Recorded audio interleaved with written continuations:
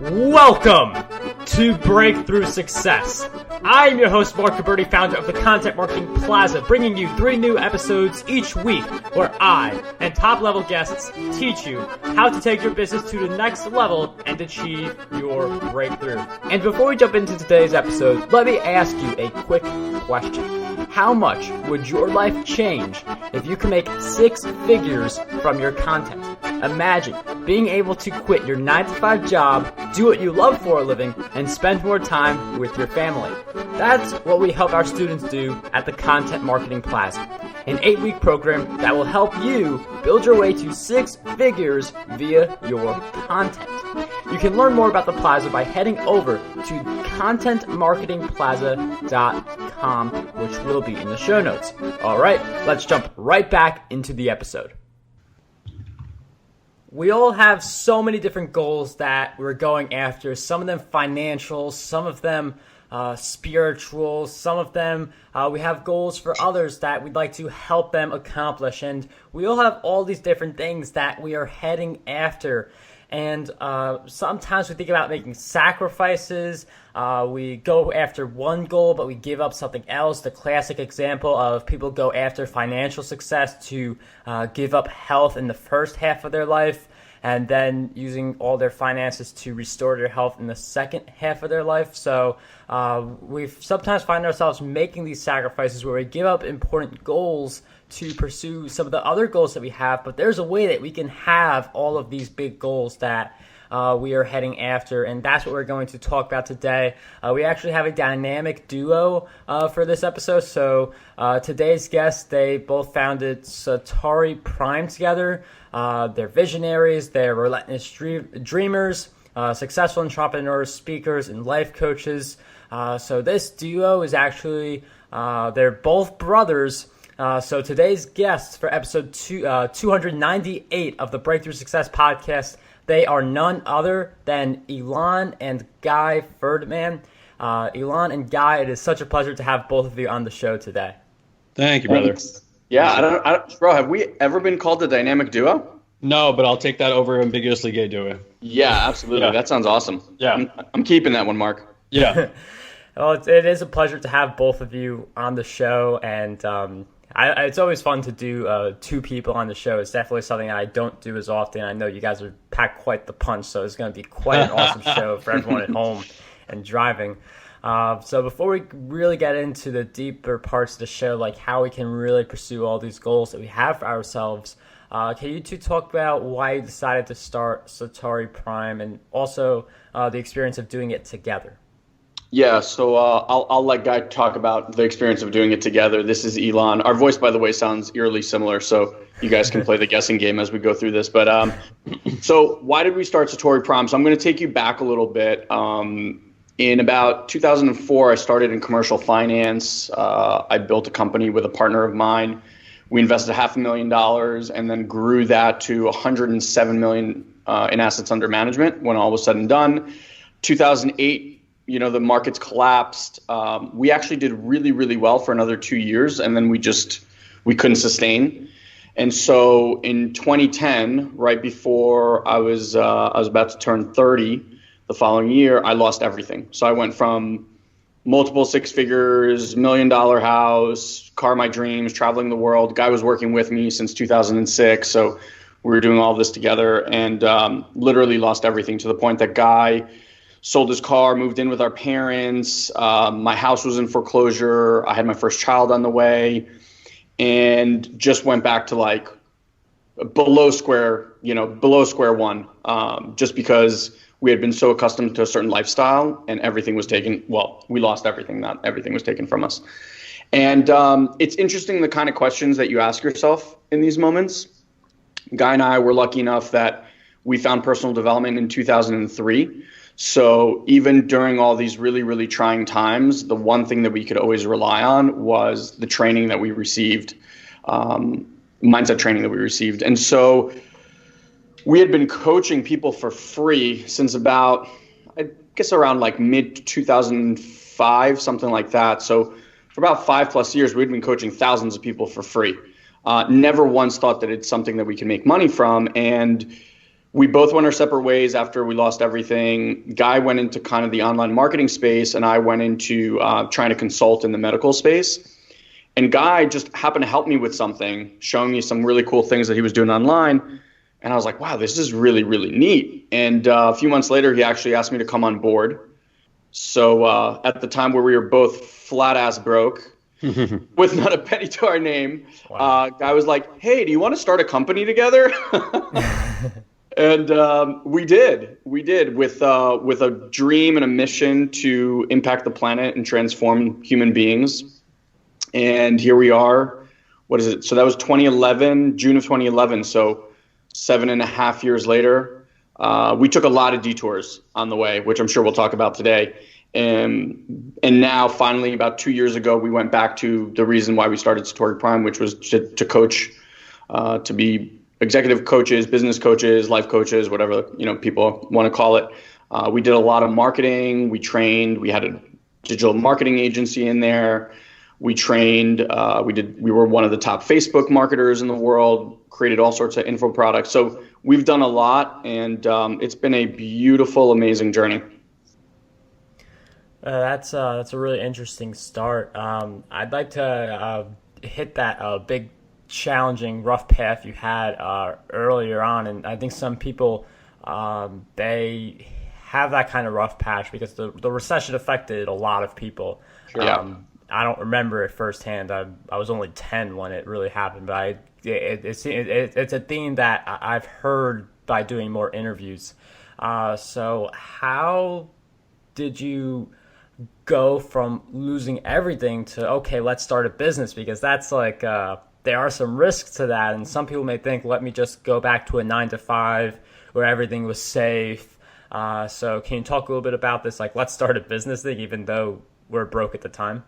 Yeah, I can kind of talk to that. So, I mean, like for me, I came out of college, being like a good Jewish boy. I came out with like a finance degree and economics degree, and I thought that that's what I was supposed to be doing. And, the company that Ilan mentioned that we worked in together, we loved working there. It was like a family-run company. We pretty much managed it with like our best friends. It was a fantastic time. And while I love the company, the industry certainly was not for me. It's like money tends to not bring out the best in people. And when you're spending 10, 12 hours a day, kind of being a bullshit barometer all day long, it's tough to turn it off when you go home. So when that kind of ended, I knew that I didn't want to start building a book of business again in that industry. Like Elon mentioned, we had been in the personal development space for about 8 years at the time. We'd had experience coaching, hundreds of people by that point in time in our lives, and really had a passion and a knack for the work.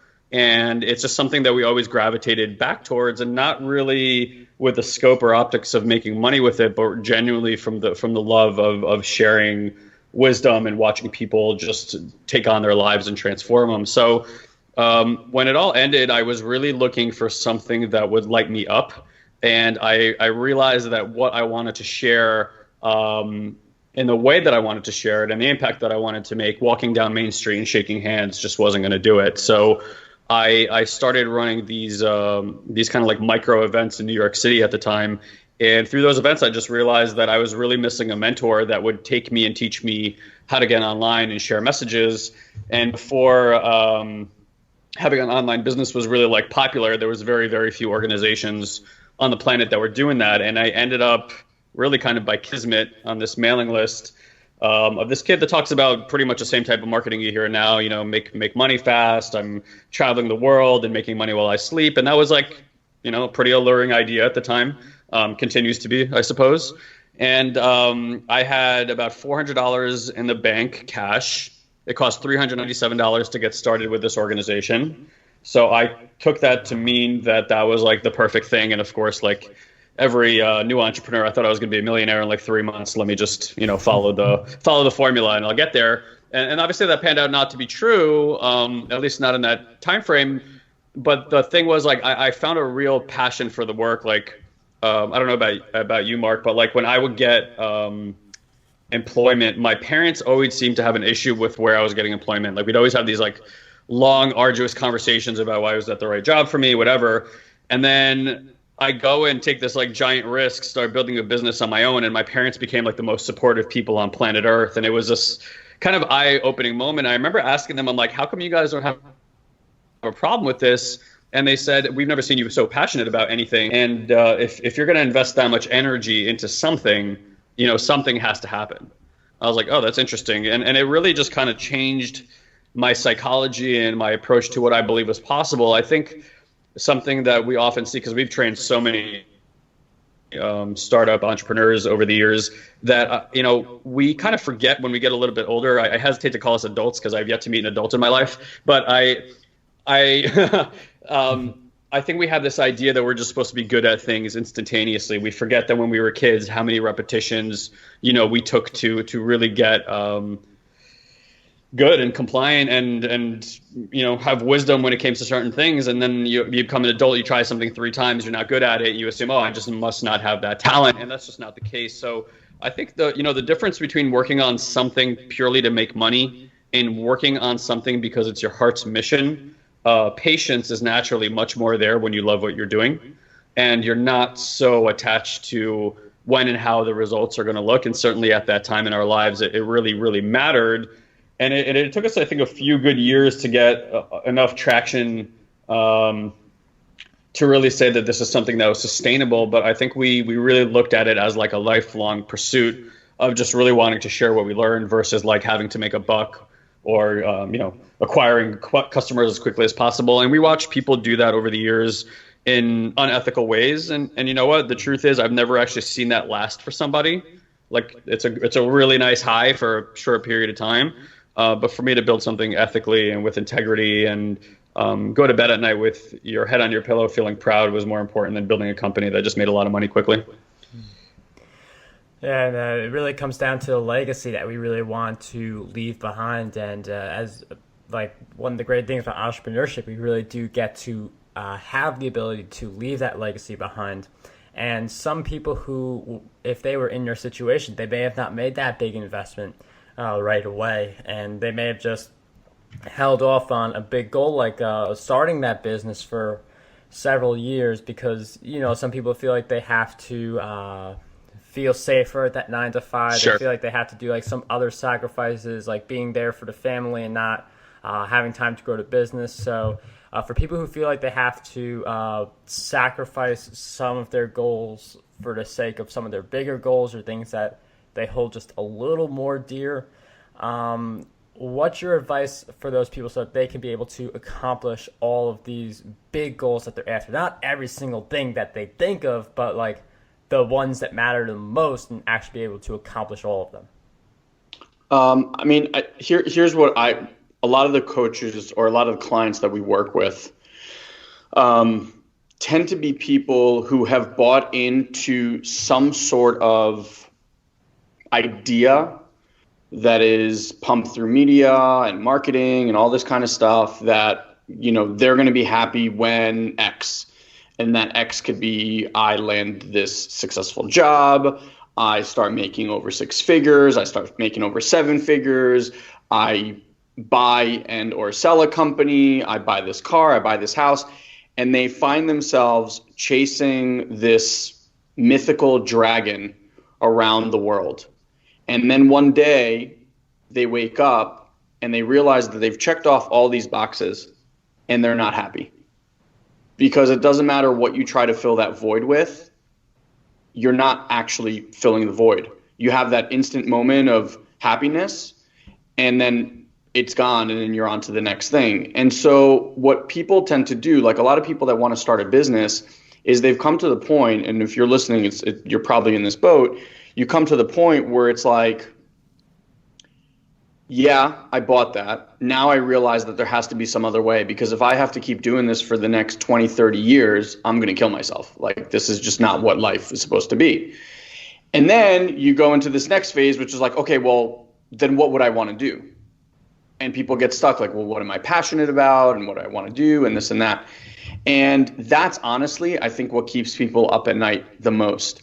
And I think the struggle that people have is they, instead of being in the present moment and just looking at, hey, what would make me happy right now? Like, what would move the needle an inch? most human beings, because that's the way the mind is programmed, will future pace. And they go out into the future like 3 years from now. And they'll think of all of these different things that they'll need to do to build the business and how it's going to look and who they need to hire. And like your mind will just spiral so fast into the future. And then what you find is in the actual moment, like right here, right now, you're already worried, anxious, and stressed about what if it doesn't work. And the second you're in that state, you just don't take action. And so people get paralyzed and they try to figure out all of these like solutions to problems that haven't even happened. But in the moment, they're paralyzed. And so I think one of the biggest mistakes is trying to have the whole plan. Because I have never met a single person that's created a year-long plan, let alone a 3-year plan, that when they got to that year mark or 3-year mark, their life and plan looked as they planned it. Generally, you take one step in a direction and the plan already goes out the window. Mike Tyson used to say, like, everyone's got a plan until they get punched in the face. Business is like that. It's just this unending journey of amazing circumstance, crazy circumstance, upsetting circumstances, frustrating circumstances, and you just can't plan for all of it. And so my tip for anyone is figure out right now. Just ask yourself this very simple question. What right now would make me happy? What's one action that I could take right now that would make me happy and start moving me in a different direction? And it could be as simple as buy a book, listen to this video, follow this mentor, go to some sort of meeting, whatever it might be, right? Just that one thing. Don't overthink things, because as soon as you get in there, you might go to a meeting to this organization that you thought like, oh my God, this is it. This is the business I want to build. And you go there and you're like, I hate these people. Like, I don't want to be around these people. Then what? Then you spend 3 months trying to come up with a perfect plan that the second you walk into that room, it's all gone. It really is like one foot, follow the other. There's that analogy like climbing Mount Everest is simple, but it's not easy. Simple in the way that all you have to do is put one foot in front of the other, right? Easy, not that easy, because obviously you have to train for years and have equipment and blah, blah, blah. But like starting business is also simple. You just got to take one action, then another action, then another action, then another action. And when you start moving down that path, the one action leads to the next. The perfect person comes along, the perfect mentor comes along, the perfect book or video or something. And we've all had that experience in our lives before where you're like, you kind of feel like you're in this stream and things are happening for you. Just people are terrified to get in the water. Really interesting insights. I mean, I feel like a lot of people that do create this plan and they expect it to go perfectly. But if you spend so much time creating a plan, I mean, some plans, like, they literally fall apart a week in because of different things that happen. So, I mean, it's just a part of taking action and then planning as you go. And one of the things that I'm really interested in, I mean, you guys have coached a lot of different people. I'm sure you've seen some people hit these really big transformations. And when you see a big transformation, I'm wondering what exactly goes into that transformation. Like, how do transformations happen? Oof, okay, that's a broad, sweeping question. I mean, look, in a lot of different ways, right? Because you have to assume that they're like, if you start looking at humans like a very complicated machine, like evolution.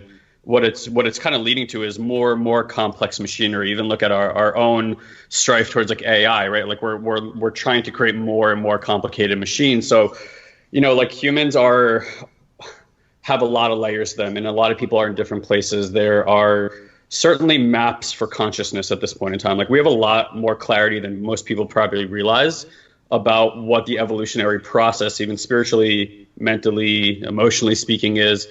There are maps for this. You can look at like things like spiral dynamics. So it really varies on kind of where people are in that process. Some people really right now, the most appropriate thing for them is to understand that they are not their mind, that there is this little voice inside their heads, and that the voice that's speaking thoughts to them is not their own thoughts. They're actually the observer of these thoughts. And that alone is a life-altering idea for some people because they're so run by what's in their head. For other people, that's super duper clear. They realize they're the observer. What they're lacking right now is a connection between their mind and their body. The part that most people say, like your gut instincts or your intuition, has been completely cut off. They feel like their emotional range is extremely small, and really no matter what it is that they're doing in the mental landscape, they don't seem to be getting ahead, or like the core issues, like things that have been kind of bugging them their entire lives. While like certain things in their life, like how they can produce shifts, the way that they feel never truly shifts. And those people get to start looking at what it means to get back into the body, have an emotional IQ, actually connect to the greater intelligent energy that's in our universe, and really start pulling information from there. So, it's a very broad question. I think with Ilan and myself, we're not these kind of trainers where you come to us and you're like, hey, can you guys tell me what your methodology is? And, show me all your certifications. And I have this friend who's a really, really successful in the personal development space also. And she keeps posting about what's happening to the coaching industry, and that you can go online and buy a coaching certificate for $25 and all these ridiculous things. For us, it's been like experience is everything. And when you come work with Ilan and myself, I don't have a 5-step formula for you, because I don't believe that one human being gets to have the same formula to get to where they want to get going. When you come to it with us, it's like we've been doing this dance for a really, really long time. So if you want to like learn how to be a good dancer, right? Like you're going to go grab somebody who's been doing, performing for a very long time.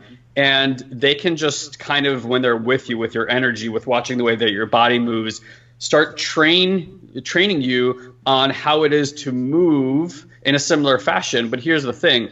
If I give you like steps, I'm like, all right, you're going to count 1, 2, 3, 4. You're going to look at your feet. When you're at the student phase, you're going to be in your head and you're going to be watching a lot and you're going to be unsure. You're going to eventually progress to what we call a practitioner state, where you start feeling more comfortable. Right. And maybe you're still counting, but now you're actually looking at your partner's eyes. And eventually you get to the point where you're mastering it, right? Where you're doing the dance. And it's like, now you're doing this dance, not like the way that I do the dance. You're doing the dance the way that you're doing the dance, right? Like nobody dances quite the same way.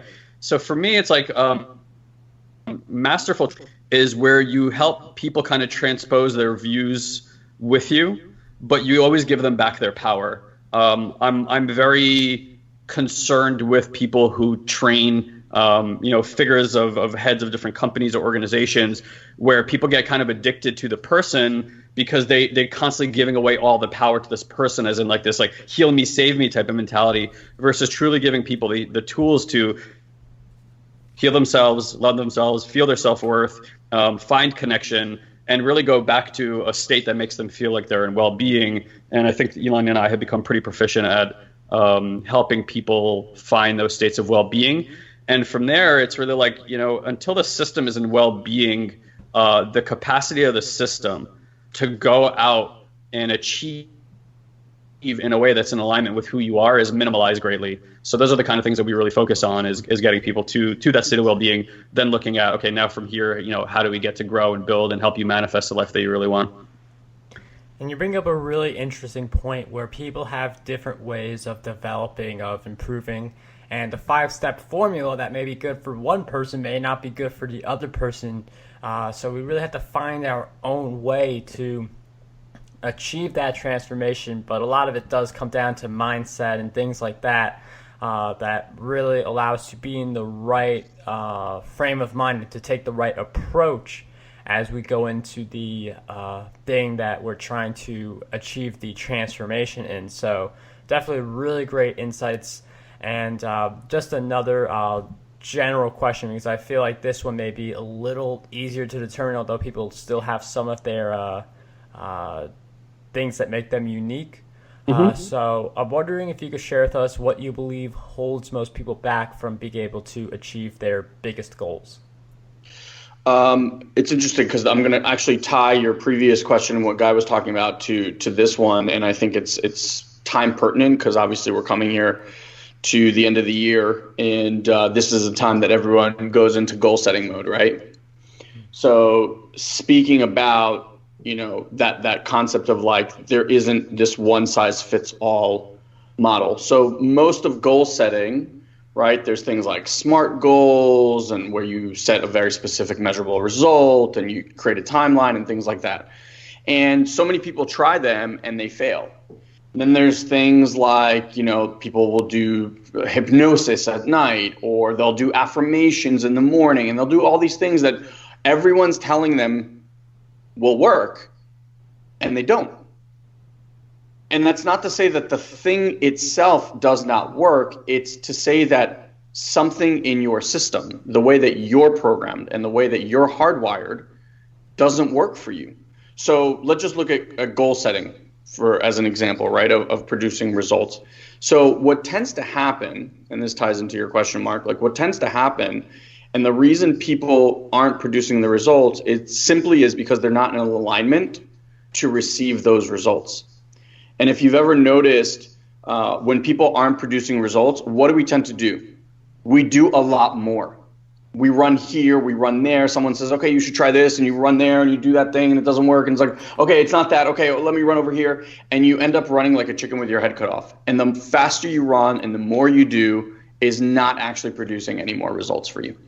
And then you get disappointed and frustrated, and most people give up. And that's kind of the lay of the land for most entrepreneurs.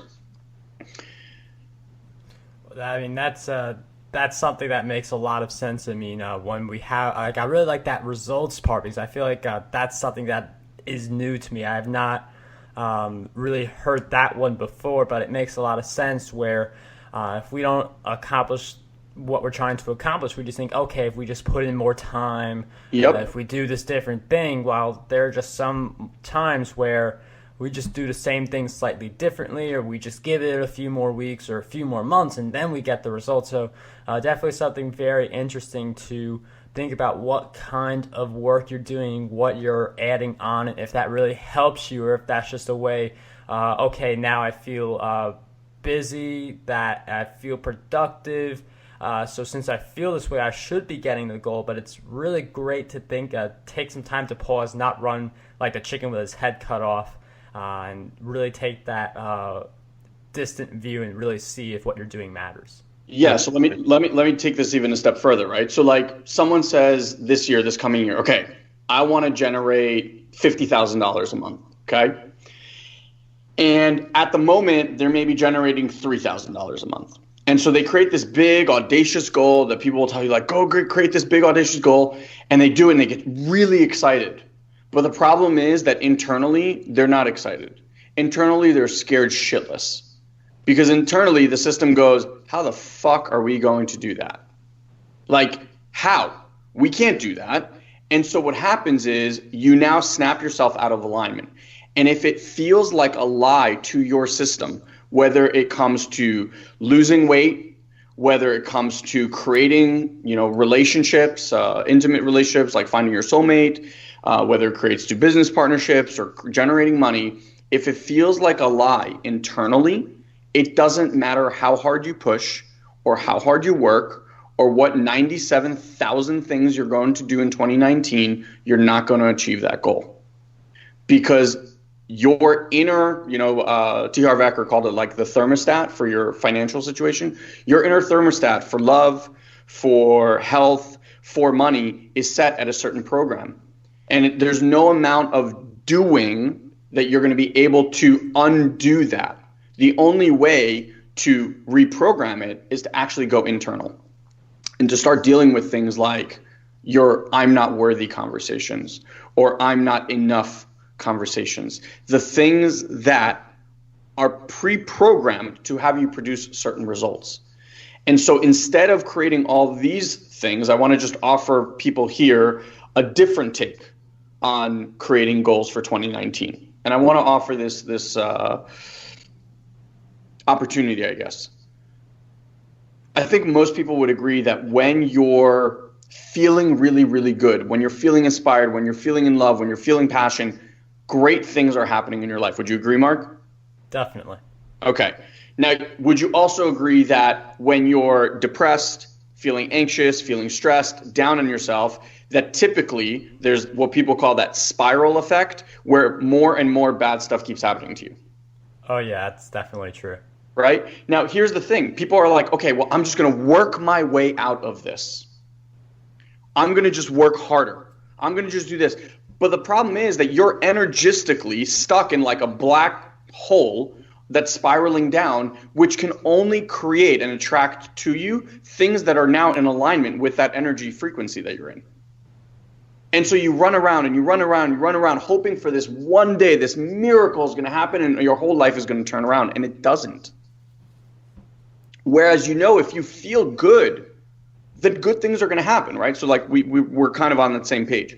So my whole thing is like, instead of focusing on the goals, instead of focusing like I'm going to do this and then having anxiety and overwhelm and stress and cortisol and all these negative things happening in your system that you don't want to happen to produce great results, if instead of that you were like, how do every day I get to feel more love, I get to feel more passion, I get to feel more fulfillment, I get to feel more in service of others, I get to feel more whole, like complete as an individual.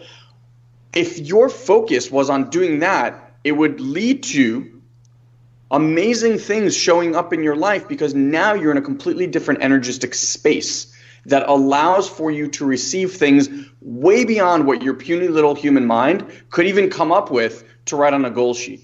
Things that utterly surprise you and shock you. What people call like magic. That's what's accessible to human beings. But that work is very different than the do work that everyone kind of talks about and preaches. And that's why, like, the people that we work with, 30 days in, they're like, I don't understand how this stuff is happening. And I'm like, it doesn't matter. You don't need to understand. Just, it's working, right? Great. Like, keep feeling that and let's see what keeps showing up. Otherwise, the doing is very linear. The feeling and allowing and receiving is like the kind of results that people just go from black to white, where it's like, my health was in the toilet and now I just lost 60 pounds. My relationship was crap and now the woman of my dreams showed up. I couldn't understand what to do with my business and then the perfect partner showed up. Like, that's the kind of results that we're after. And I mean, it's really great that we went further on that, because we've got this, we have a mentality, we have a workaholic mentality, where like, it's a badge of honor to say that you only got X hours of sleep, like a really low number. It's a badge of honor to say I work 12 hours, 14 hours.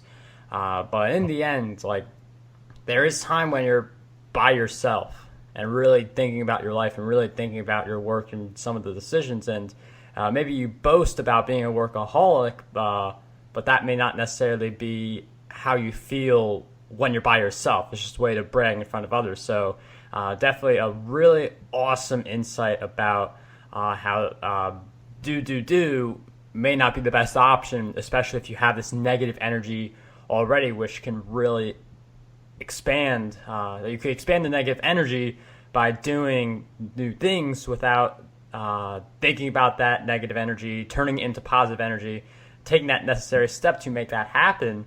And I mean, you two really know your stuff. I mean, I know that you've coached a lot of people. I know you've helped a lot of people. But for you two on a personal level, what would you say are some of the habits that have been essential for your respective successes, being able to go from rock bottom to where you are now and everything else in your journey?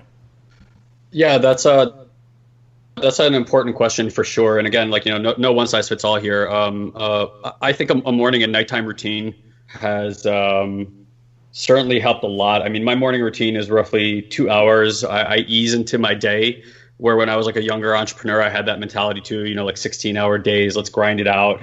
And just to kind of, just add a little bit to that, when Ilan and I sat back after about 4 or 5 years of doing that, and I had to ask myself a really honest question, and I said, could I correlate the growth of our business to me working harder or more?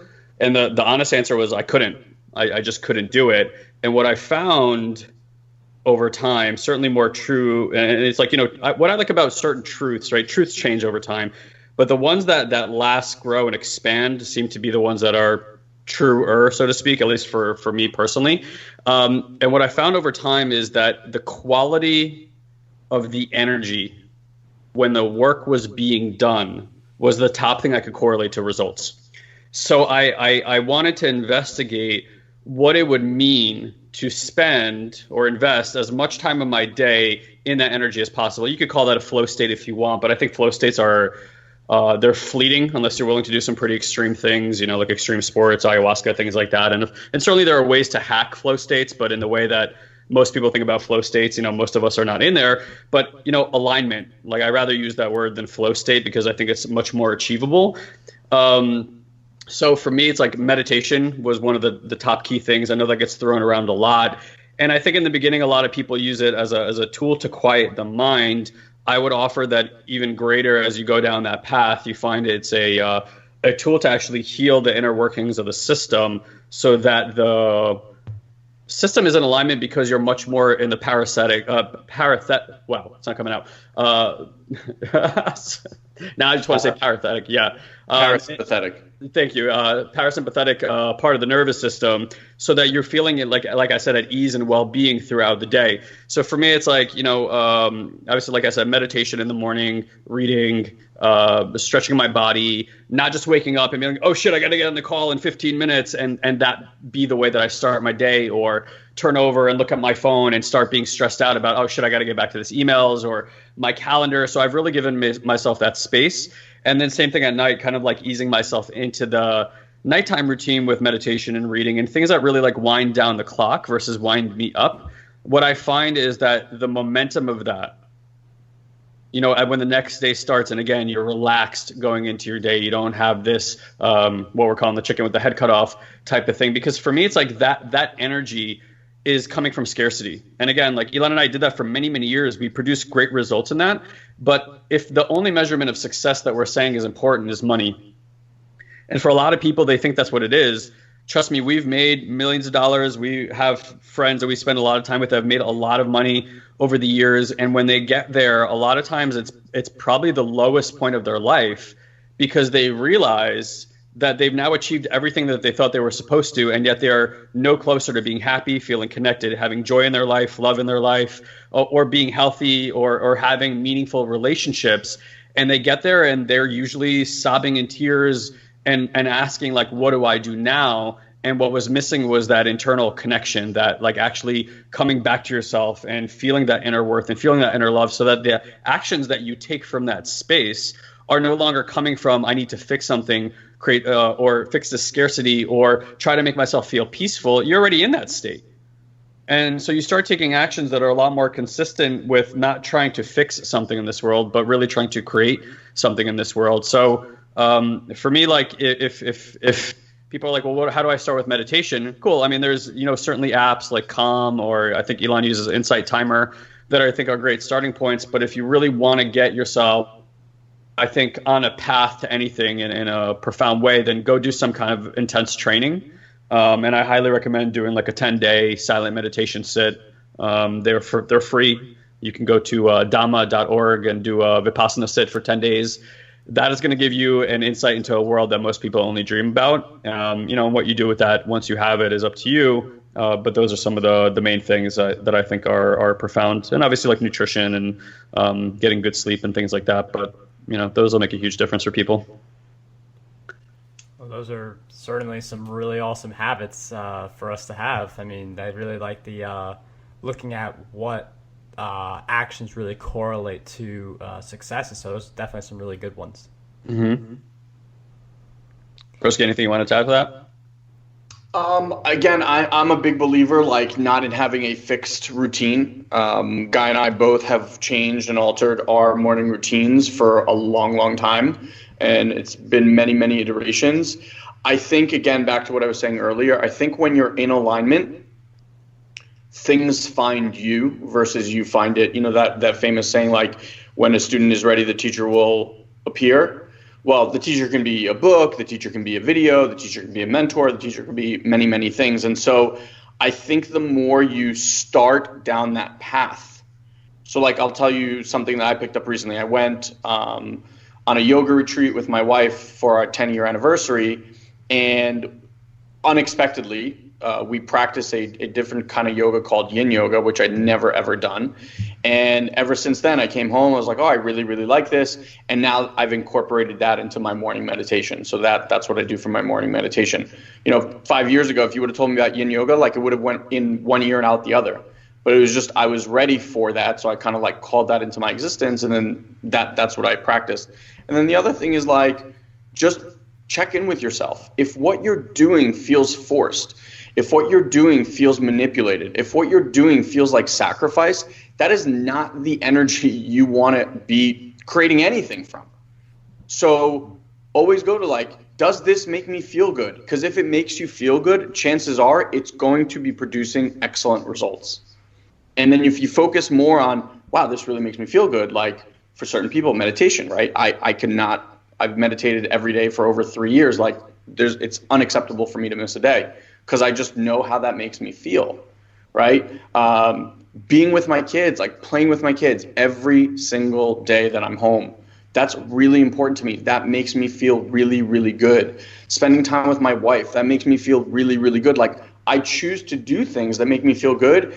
And in turn, instead of just focusing on work all the time, your energy creates more results than you would ever imagine. And so, yeah, whether it's a morning routine, an afternoon routine or something, but like focus on the things that make you feel good and just keep checking in over time.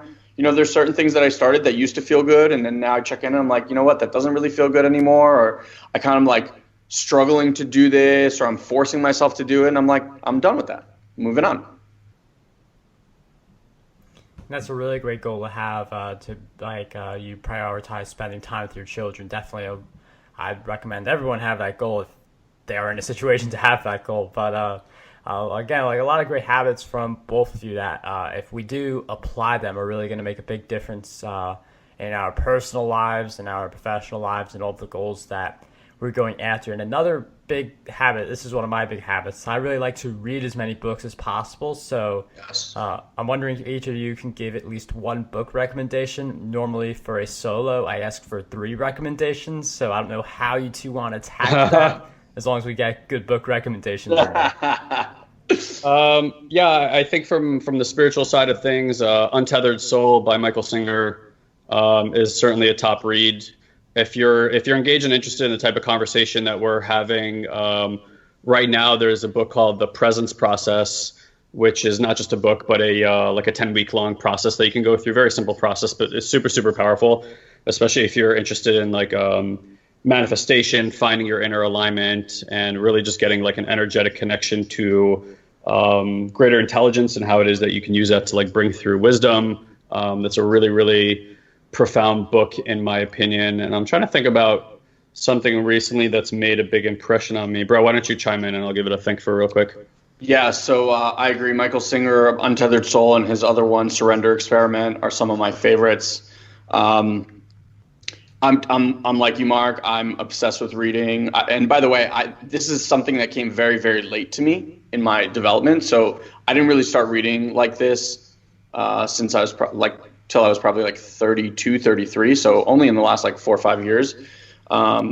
So that one's been really, really great. I also really enjoyed Stuart Wilde, Infinite Self, I think is a great book. And then for those people who are specifically either starting a business or it's like a business / parenting book, I'll say. It's called Mindset by Carol Dweck. It's the Mindset Psychology of Success.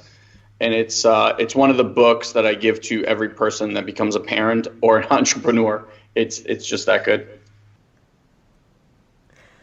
Well, thank you both for those great book recommendations. Those will all be in the show notes for listeners, whether you're listening in the car or at home. markberty.com/E298 is that link. We'll throw in content marketing secrets in there for anyone who wants to drive revenue and get more traffic.